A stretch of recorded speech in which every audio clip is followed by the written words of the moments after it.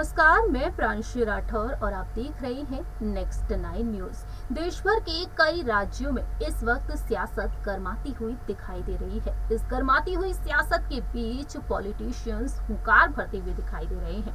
आगामी 4 राज्यों के विधानसभा चुनाव और साल 2024 में होने वाले लोकसभा चुनाव को लेकर इस वक्त सभी पार्टियां तैयारियों में जुटी हुई हैं और इसी बीच अमेठी से सांसद केंद्रीय मंत्री स्मृति ईरानी भी हुंकार भरती हुई नजर आ रही हैं और कई ऐसे कारनामे करती हुई दिखाई दे रही हैं जिसके चलते वह जनता के दिल को भी जीत रही हैं। आपको बता दें, हाल ही में स्मृति ईरानी शामिल हुई प्रधानमंत्री जन कल्याण कार्यक्रम में, जहां पर उन्होंने कह दिया कि नरेंद्र मोदी साल 2014 के चुनाव में प्रधानमंत्री पद के दावेदार रहे थे। जिला मुख्यालय के करीब उन्होंने अंतिम चुनावी रैली की थी और उन्होंने बीजेपी सरकार को लेकर भी अपनी तमाम बातें कही। उन्होंने कह दिया कि जनता का संघर्ष खत्म होने का संकल्प उन्होंने ले लिया था।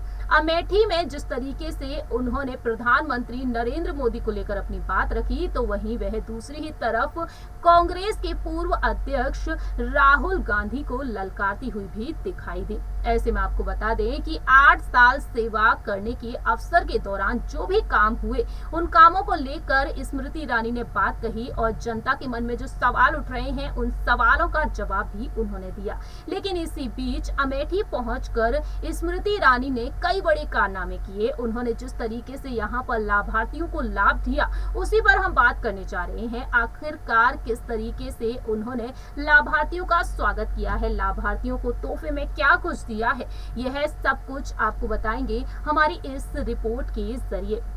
साथ ही साथ आपको बताते चले कि स्मृति ईरानी ने राहुल गांधी पर निशाना साधते हुए अपनी बात रखी। उन्होंने क्या कुछ कहा, उन्होंने जहां एक तरफ कह दिया कि आज जिस तरीके से प्रधानमंत्री नरेंद्र मोदी देश भर की कमान संभाल रहे हैं, सदन में मैंने जब अमेठी के बारे में वक्तव्य दिया तब मुझे ढेरों बधाइयां मिली थी। वहीं उन्होंने राहुल गांधी पर निशाना साधते हुए कहा कि जब वह विदेश में टहल रहे थे तब मैंने पासपोर्ट सेवा केंद्र अमेठी में बनवाया। 30 साल से तिलोही में बस अड्डे की दरकार दी थी, उसे बीजेपी सरकार ने पूरा किया। हमने उड़ान की यात्रा को अमेठी से जोड़ा। बस अड्डा हो या फिर विमान अड्डा, उसे बनाने की क्षमता आज 8 साल में किसी में दिखी है तो वह बीजेपी है। जहां एक तरफ स्मृति ईरानी ने ये बात कही, वहीं उन्होंने लाभार्थियों को किस तरीके से तोहफे दिए हैं, जरा देखिए ये रिपोर्ट। हमारे डेवलपमेंट के प्रति, हमारे विकास के प्रति हमेशा सजग रहता है। जन जन से उसके दुख दर्द को जानना, हर व्यक्ति तक पहुंचने का प्रयास करना, ये आपके अपने खुद के संस्कार हैं।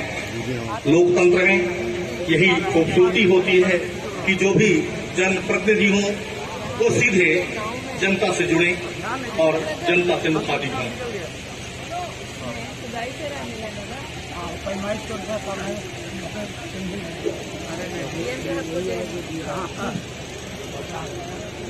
श्रीमती निशा, इसके बाद जल जीवन मिशन, अमृत, श्री राम दिन और श्री कल्याण।